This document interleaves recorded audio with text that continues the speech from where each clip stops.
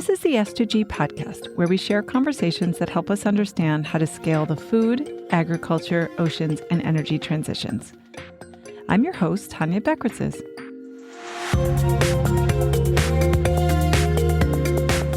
In this episode, we dive into the complex and exciting world of ocean data with Larsen Mettler, Ocean's Managing Director at S2G, and a few of our panelists from the S2G Summit. As a reminder, this content is for informational purposes only. It should not be taken as legal, business, tax, or investment advice, or be used to evaluate any investment or security, and is not directed at any investor or potential investor in any investment vehicle sponsored by S2G. Investing involves risk, including the risk of loss. Specific companies mentioned in this podcast are for educational purposes and should not be construed as an endorsement of any kind. Please note that S2G may maintain investments in some of the companies discussed on this podcast. For more important information, please see s2gventures.com/disclosures. Despite its immense size and its impact on all life on Earth, the ocean is still a mystery. More than 80% of the ocean has never been mapped or explored. With ocean health declining at an alarming rate, it has never been more important to deepen our understanding of marine ecosystems and how we're impacting them. The ocean holds opportunities to regulate our climate, provide food to a growing population, serve as a carbon sink, facilitate global trade, and so much more. Abundant and accessible ocean data is key to stemming or reversing ocean health decline, while also realizing the ocean's potential. This is an exciting time when data collection and analysis tools are becoming cheaper and more powerful, while the demand for high-quality ocean data continues to grow. But there are a number of challenges we still have to tackle, from scaling data collection and analysis technologies to building frameworks for data ownership and compatibility. In this panel from the Oceans Track at Summit, Larsen Mettler, Ocean's Managing Director at S2G, sat down with Kimberly Mathisen, CEO of Hub Ocean, Justin Manley, Senior Advisor at OceanKind, and Zack Baize, Manager at NOAA's Ocean-Based Climate Resilience Accelerator. They discuss the opportunities and obstacles in the world of ocean data. The conversation is both wide-ranging and full of specific examples, illustrating the possibilities for new technologies, partnerships, incentives and regulations, and business models to build the foundation for a step change in our understanding of the ocean. Just like in the last episode on marine decarbonization, we wove Larsen's post-summit reflections into the panel. To start us off, I asked Larsen to share the thinking behind some of the themes for this year's Oceans Track at Summit.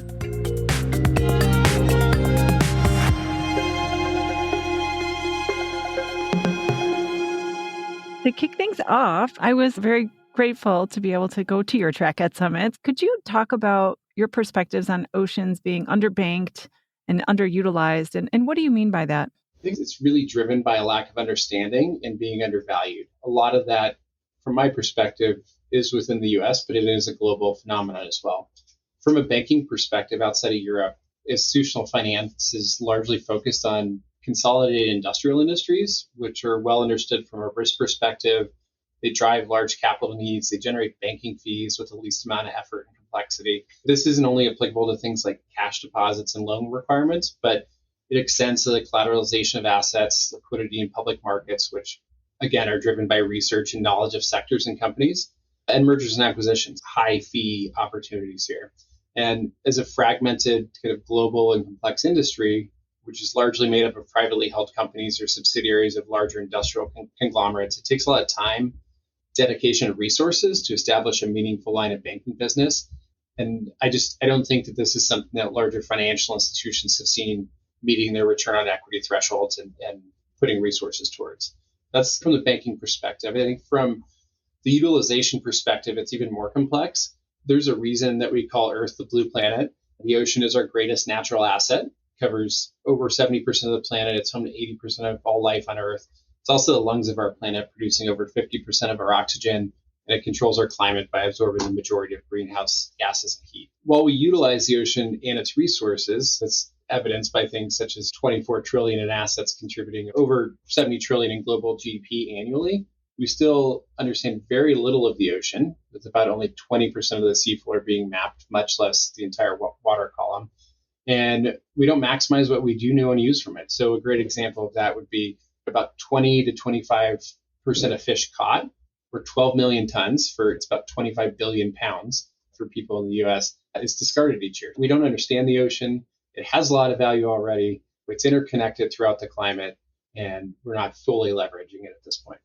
Yeah, which is a great setup and segue to the topic of your panel, which was ocean intelligence and learning more about the ocean.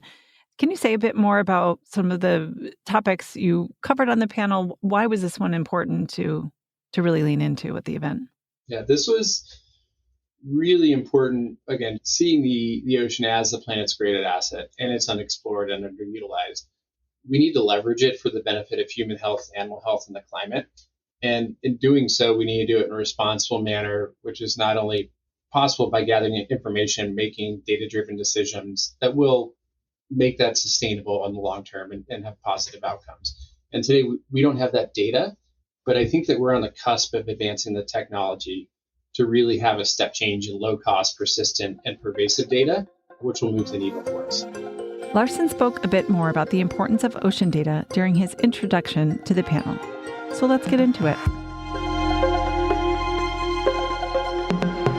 Thank you very much for taking the time to be with us today. Kate did a little bit of framing around ocean intelligence, and I think that one thing that she highlighted is really that we need to make data-driven decisions. We've been making decisions historically that are not backed by science, and we've ignored it. Like we've been taking actions that have negative impacts and not quantifying them. And I think that we're at a point now, especially over the last kind of 10 years, we've seen the amount of data in the ocean that's being collected over the last decade is more than has been collected over the last 100 years. So we're drowning in this area of data and trying to figure out what to do with it. And we're fortunate today to have a panel of specialists here to talk about how they're utilizing it, what they need to see to unlock future initiatives, and how they're supporting the economy. So with that, maybe we just go down the line here and you guys can introduce yourselves and talk a little bit about your organizations. Yeah. Do you want me to start? Yeah, go ahead. Great. Hi, everyone. I'm Kimberly Mathisen. I run an independent ocean foundation called Hub Ocean.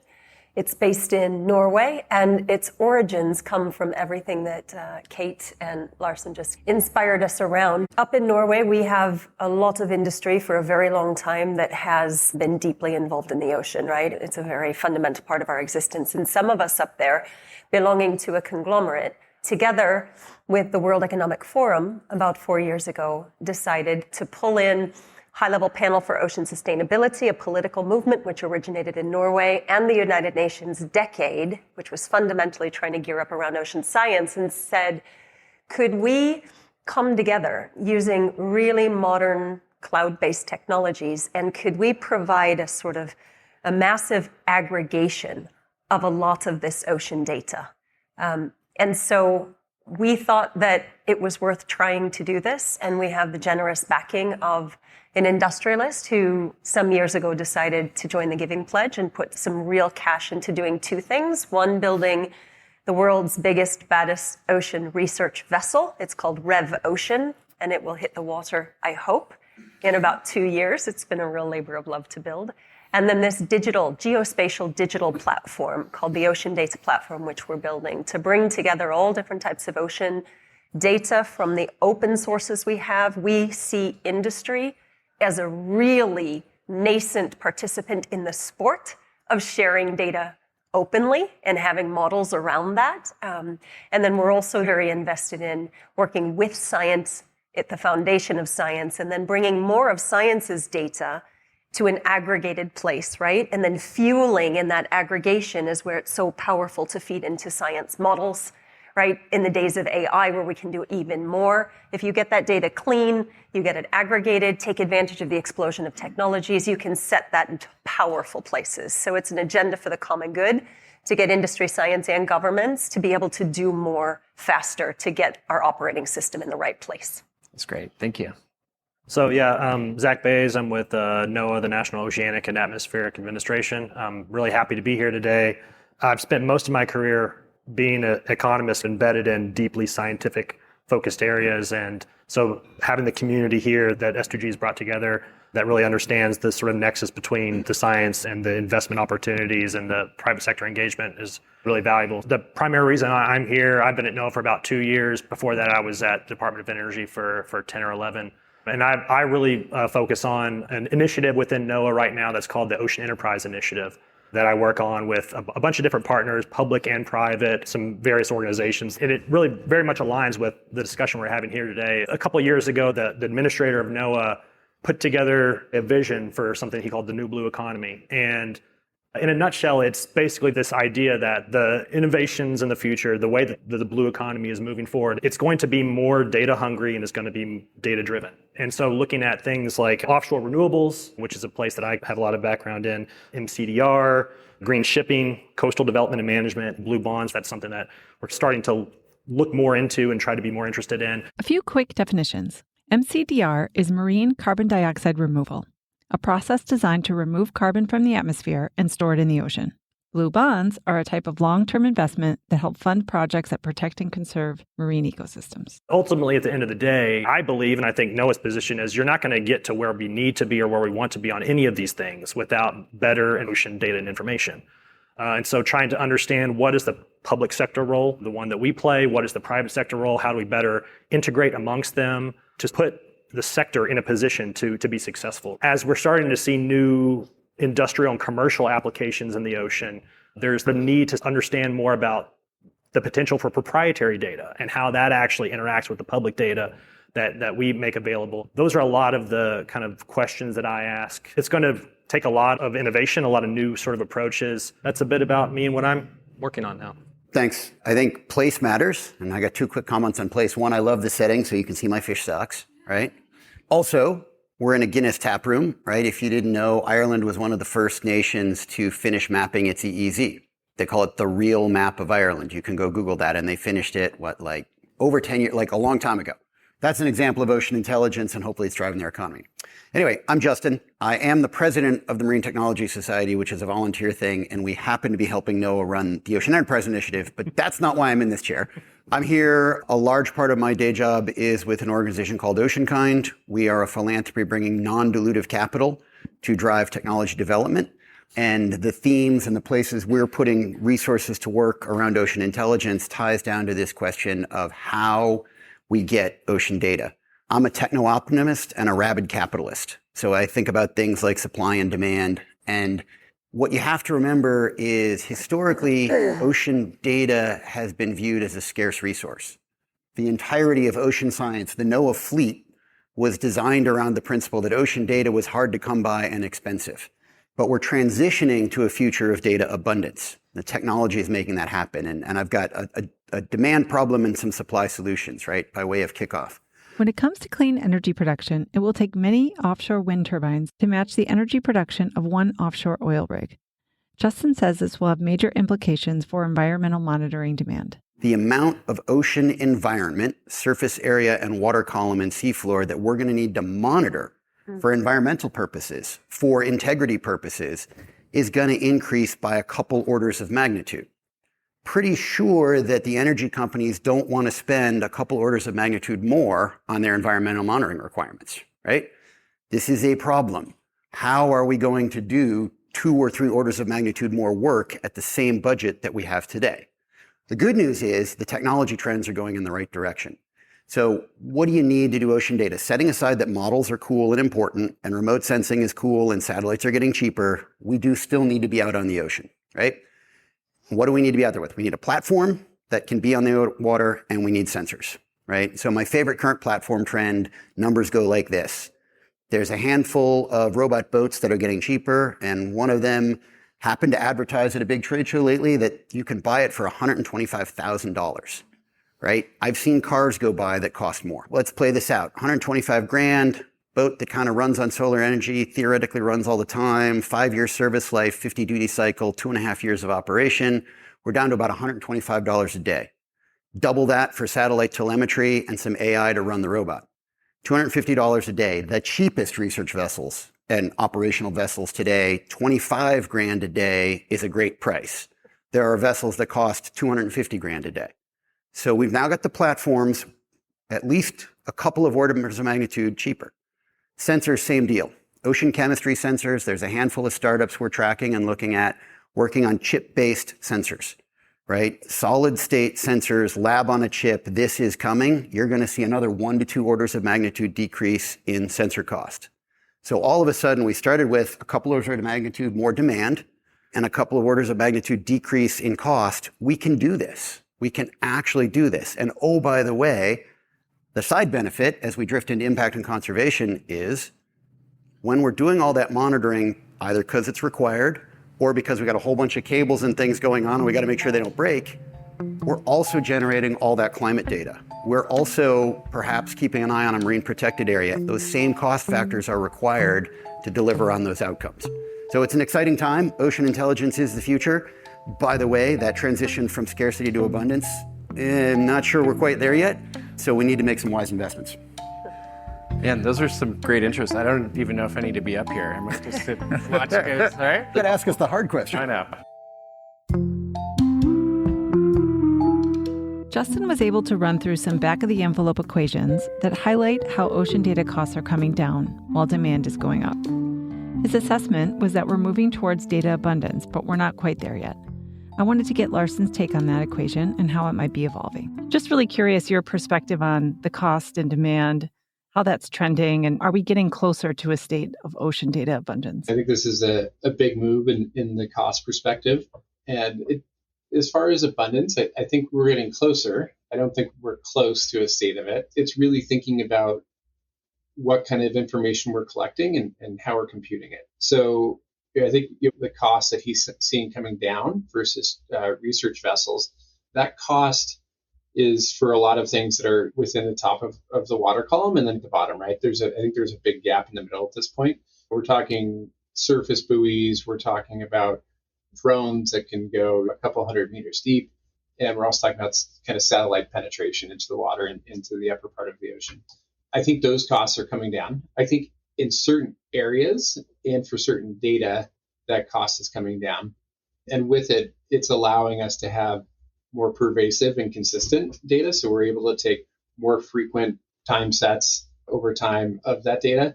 But I think we still need to continue to develop a lot of things around those middle water columns. I don't think we have the technology really for that chunk yet. And I think the other thing that's interesting is with all this data coming at us, we are at a point as a society of increasing process computing to be able to generate analytics and get through this. It's a good time for ocean data in general. I think if we collected this much data and tried to put it all together, 10 years ago, it would have been impossible. But we're on the cusp of edge computing and getting there. So it's exciting. Justin, I think you started touching quite a bit on the cost and the cost is coming down. We're collecting more data. I'd be interested in what type of data everyone on this panel is interested in collecting and how you build a business around that. Those are two different questions. It is two. Just to be clear. Let's start with one. Right? Let's start with number one. I'm sure you're going to answer both anyway. No, so my quick reaction, right? Big drivers, MCDR, maritime carbon dioxide removal. It's going to depend on monitoring, reporting, and verification, and that's going to depend on biogeochemical data.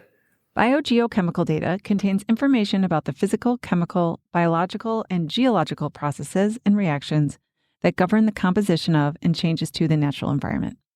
More specifically, biogeochemistry usually refers to the cycles of crucial elements such as carbon and nitrogen and their interactions with other substances and organisms. That's some years out.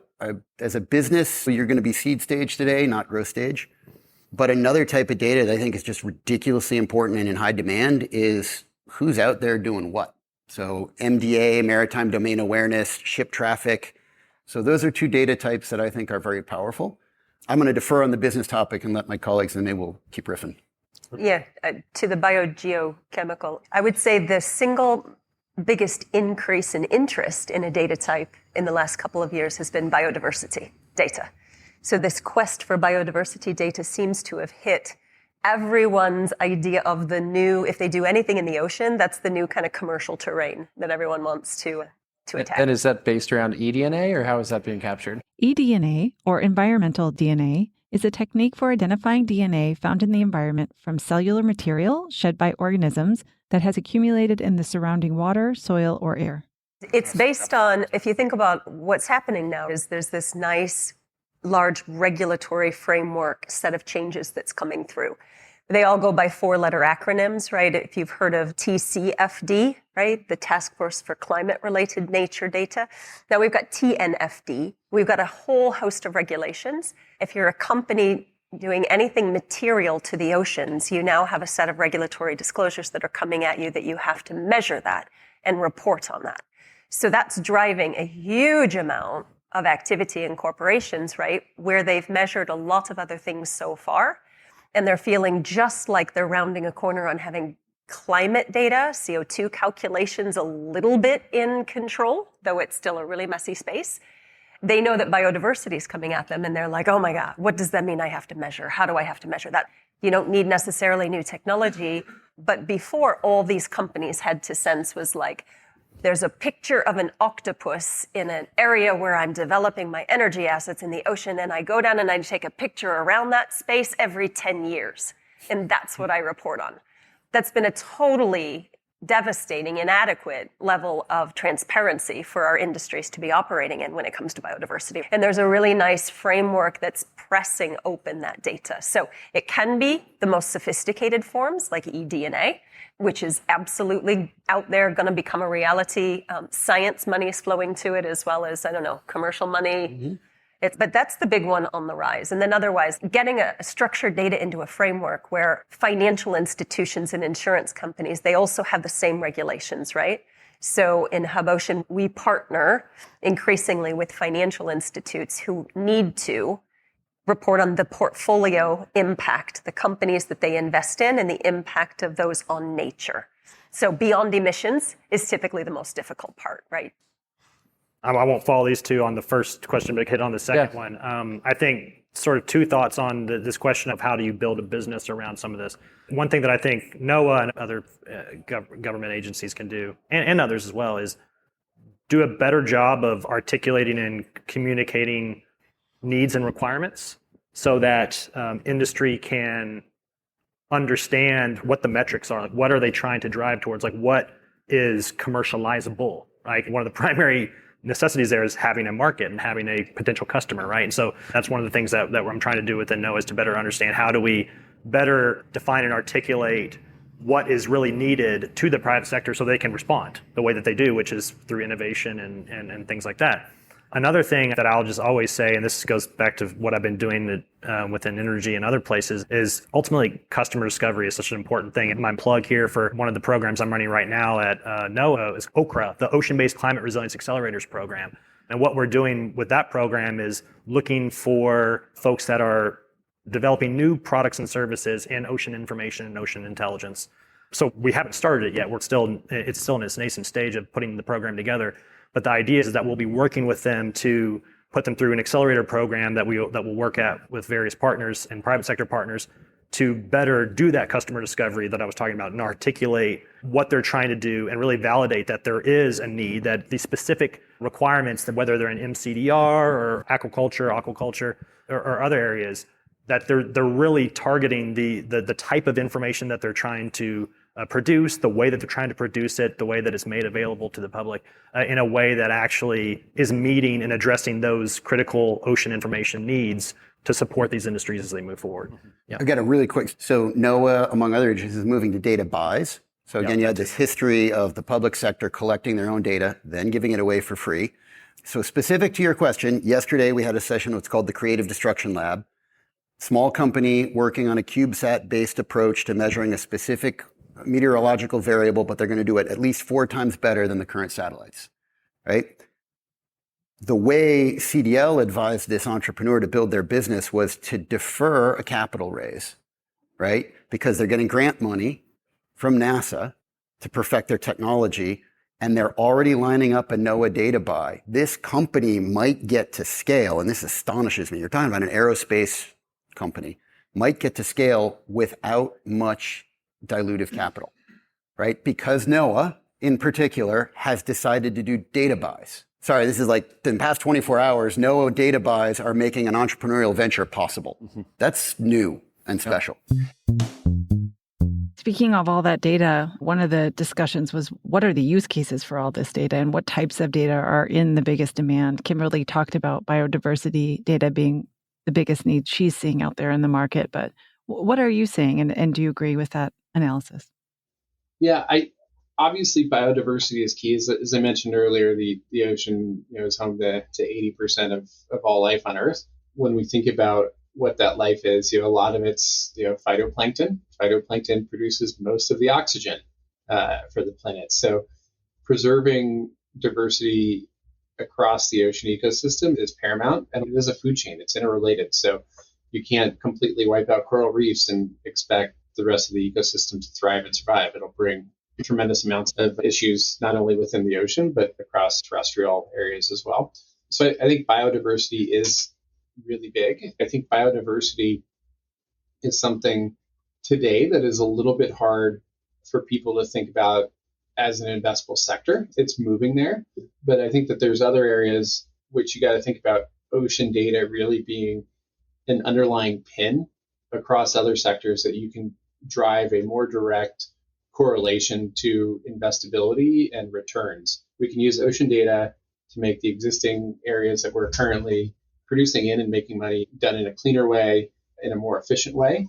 And we can also have new discoveries across it. So in S2G's oceans focus sectors, we view ocean data as an underlying need for protein production. That's both ocean-based and terrestrial. On an ocean-based side, a good example that I often talk about is if we have enough ocean data and we're investing in a net pen aquaculture operation, we will be able to go back and create a little bit of a flywheel effect here. We can look at sites that historically have data around them that we will understand what the risk is around algae blooms, around super chill events, around jellyfish, around sea lice, all these things that affect the production capabilities and the risk.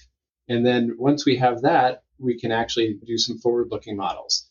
And as I talked about earlier with financial institutions not engaging in this sector, it's largely been around a lack of data. So once they have that information, now insurance companies can understand how to properly rate and price some of this risk.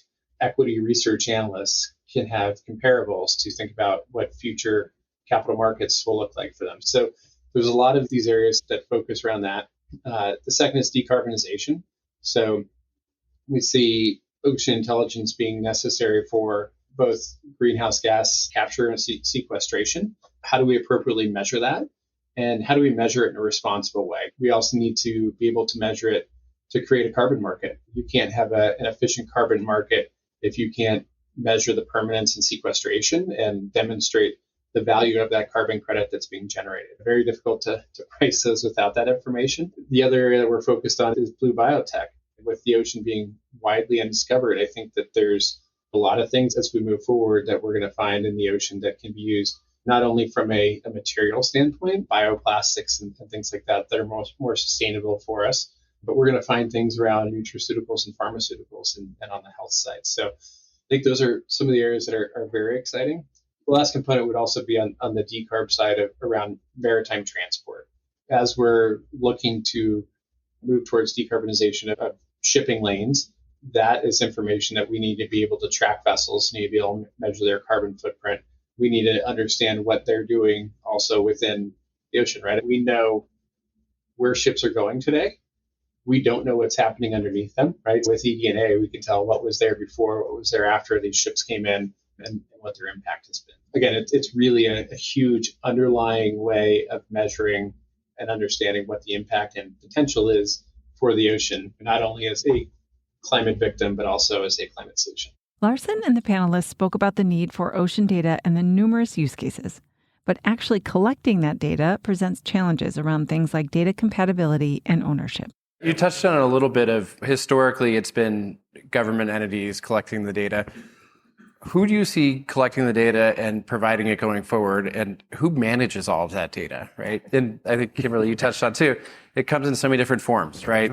Some are actual physical samples, some are pictures, some are they're on a buoy and you're taking chemistry samples. It's much more complicated than, hey, here's ChatGPT and a large language model, right? It's just a mess of data in different formats. So what initiatives are taking that together and breaking down these silos to make it useful?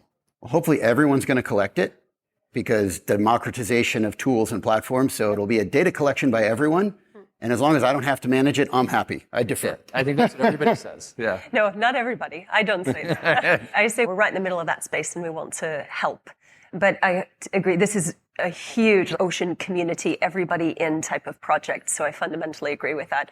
There's lots and lots of new companies that are trying to be born on the basis of low-cost sensors, right? That are out there saying, gosh, we can have a data stream. What do we do with it? How do we commercialize?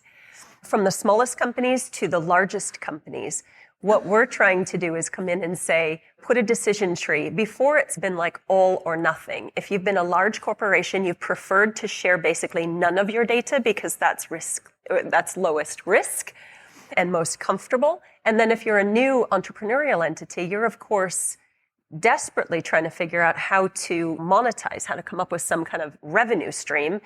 We're trying to also say, look, the world is also moving at the same time to a dual model where you separate your data flows and you say, what data needs to be pushed out to science, to the common good, or to collaborations where you share in data, you get a lot more data out, and then what data should be reserved for proprietary models, because we want all these companies to have a financial incentive, right, to continue to build their businesses. Now, for the huge swath of data that's out there to be gathered somewhere, I could be the first one to say it's eye-poppingly complex, the whole terrain.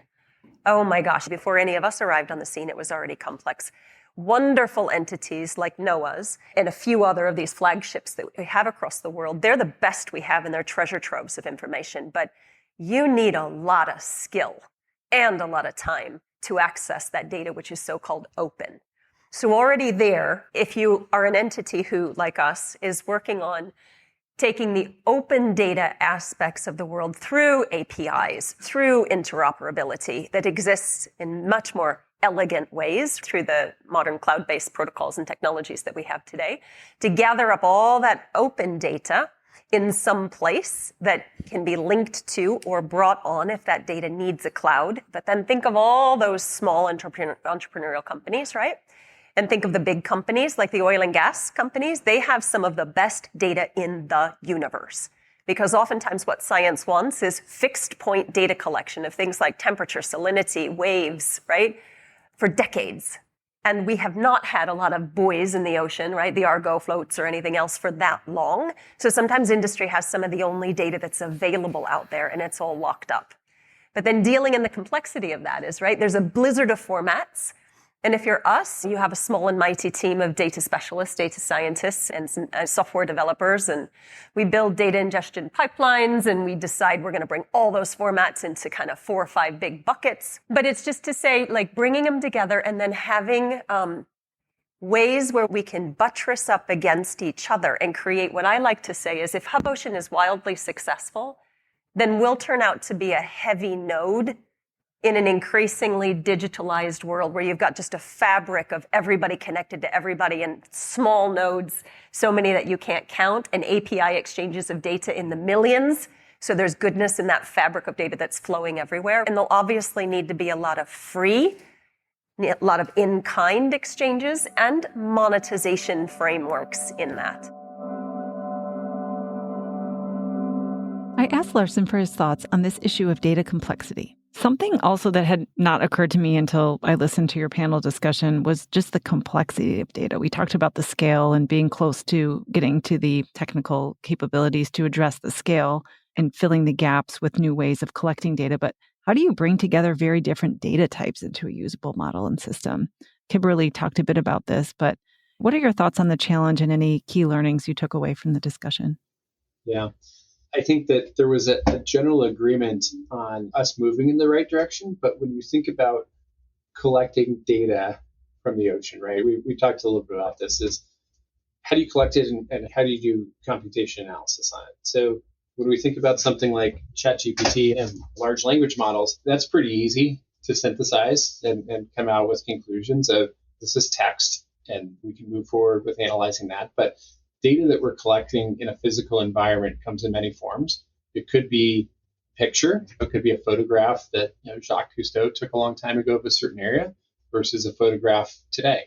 It could be an actual sample. You go into some of these research areas and they just have rows and rows of sediment and soil samples and water samples that stretch 100 meters long and they're 30 feet high, something like that. How are you taking those physical samples, incorporating them with digital pictures? How are you incorporating that with electronic data around chemistry, electronic data around temperatures, right? So it's vast and complex of how you incorporate all of that. And there are many initiatives that have been cataloging it over time, but they've been diverse, they've been siloed, and are just now understanding the value of integrating it together. So stuff that Kimberly is working on at Hub Ocean is core around that integration of really creating an open data set that is shareable across government organizations, across corporations and individuals, and everyone can contribute to it. And it's also long been an issue of who wants to do that, right? It's so hard and it's such a cumbersome task of doing it, of who will be rewarded. And I think that we're now at the understanding with initiatives like Hub Ocean, somebody has to do it, and we will all see a reward in the future. I'm glad that those folks are out there taking that initiative. The panelists had some interesting ideas about what those incentives or rewards for data sharing would look like. Kimberly, you mentioned briefly a lot of this data exists within private companies. Mm-hmm. It exists within oil and gas companies, things like that. How do you incent those companies to share their data? Oh, yes. Tax credits. No, I'm serious. I had a conversation, another startup in the space, they hang sensors on fishing boats. They're collecting data. They're making a business of it. By dumb luck, that entrepreneur and I were standing around, and Senator Warren happened to pop over to this little table, who's on the Ways and Means Committee. And it's very clear you could do this, at least US, but a tax credit on releasing your data. So let's say your job as a business is to collect a hydrographic survey. Your end deliverable is, say, the map. Along the way, you collect an awful lot of ancillary data that maybe you don't owe to your customer. But maybe if you can get a tax credit by releasing it, you still deliver on your obligation to your customer, a proprietary data product, in this case, a map of the seafloor. You give away the rest, that's good for your numbers, right? I'm actually really excited about this idea, except that it requires government action and therefore will take forever. But I'm going to lean into that as well, with another type of example, but very much along the same things. In the Netherlands, we have the first offshore wind bid where I think we can say that there was a real established framework for companies, consortiums that wanted to win the right to build offshore wind in this territory off the coast of the Netherlands. They said, here's sustainability criteria as a pillar, along with the other cost-driven pillars that we're going to use to select who wins this territory. That meant all of the companies bidding in the consortium put their best efforts forward and promised the government what they would do for the environment. Several companies, when that bid came out, started to get some calls at Hub Ocean, interestingly, by one and then another companies, consortiums that said, dear Hub Ocean, we understand that you have a platform for sharing data. We would like you to participate in the bid with us because we're about to promise a government that will share all of the ecological data in the entire life cycle of the thing we're about to build in the ocean with the public for the first time. The winning consortium, in fact, carried with them the promise to share data with everyone. So winning business is a really good reason and incentive to share data, right? The regulatory frameworks that are coming are good reasons. Now, we need government to say, why is that the first offshore wind territory in the world? And why was it voluntary? Maybe a little bit of a controversial question here, but we've talked about the cost of data acquisition coming down quickly with low-cost, pervasive sensors, buoys, things like that. Kimberly, can you talk about why RevOcean was built? It's like the exact opposite of what we just talked about. I'm very curious. Yeah, I would say there's still very much a role for large, well-equipped vessels in the world. And remember, those vessels can be homes to incredible advanced technology that is much more capable than before. We still need to go very deep. We still need to discover the hydrothermal vent life. We still need to do a whole bunch of things, and I would argue that that kind of apparatus is still necessary. Though I, too, hope and expect, no doubt about it, really, that the ocean of the world is going to be populated by a vast amount of wonderfully more capable for the money, value for the money types of devices. So another reason, right? 2-3 weeks ago was on Ocean X, Dalio's boat, right? And great tours. Every single compartment is configured with lighting and ceiling mounts for film. So they have built a device that both does amazing science and is optimized for narrative and storytelling. And it's currently in Singapore, and it's going to spend the next 5 years in sort of Southeast Asia. So that's a great reason to have that asset. And I'm thrilled that NOAA didn't have to pay for it, right? Private dollars built an amazing thing. They're going to bring the stories from places like Southeast Asia to the global audience. Amen. There are so many stories to be told and so many discoveries to be made. Yeah. Yeah, I was going to say the other thing I've been thinking as we're discussing this is ultimately we're talking all about the prevalence of new and cheaper sensors.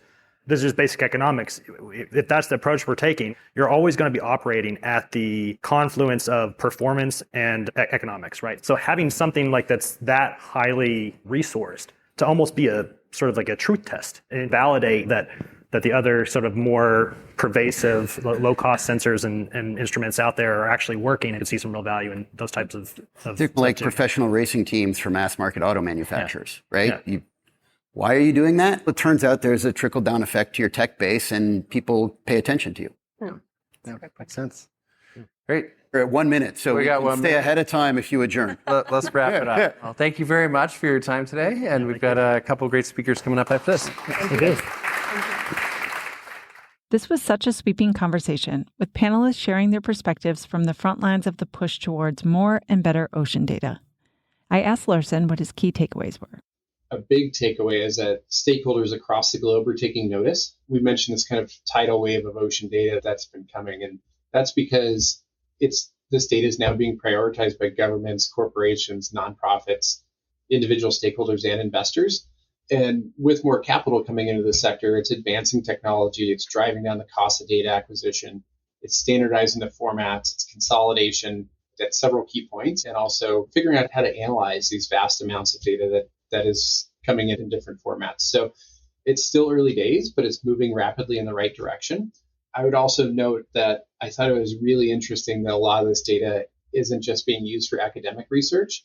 They're corporate endeavors, but it's also being used to bring awareness of the current state of the ocean and its importance to the general public. So I think that's something that needs to continue to happen to continue to drive capital in the sector interest and accelerate the technology here in our understanding. I know you had a limited amount of time on the panel and such great subject matter experts up there with you. Is there something else you wish you could have asked them, or any topics you didn't cover on the panel that come to mind now that you're reflecting?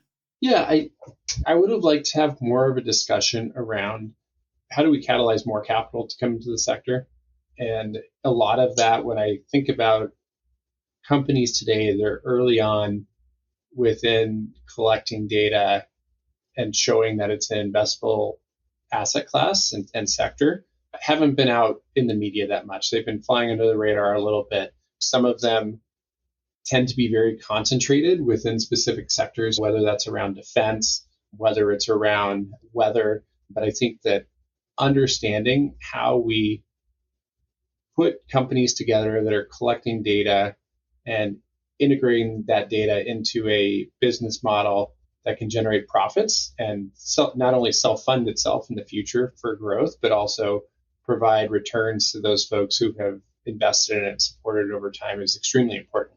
But these initiatives are fine being funded early on with capital that may not expect a return on it, but eventually these need to self-fund. And we are seeing that today. Again, I think with the change in the cost, the change in pervasive abilities, and then the kind of awareness of various sectors seeing the need for this, that we're seeing people start to pay and start to form business models that work, that will sustain the future in ocean intelligence.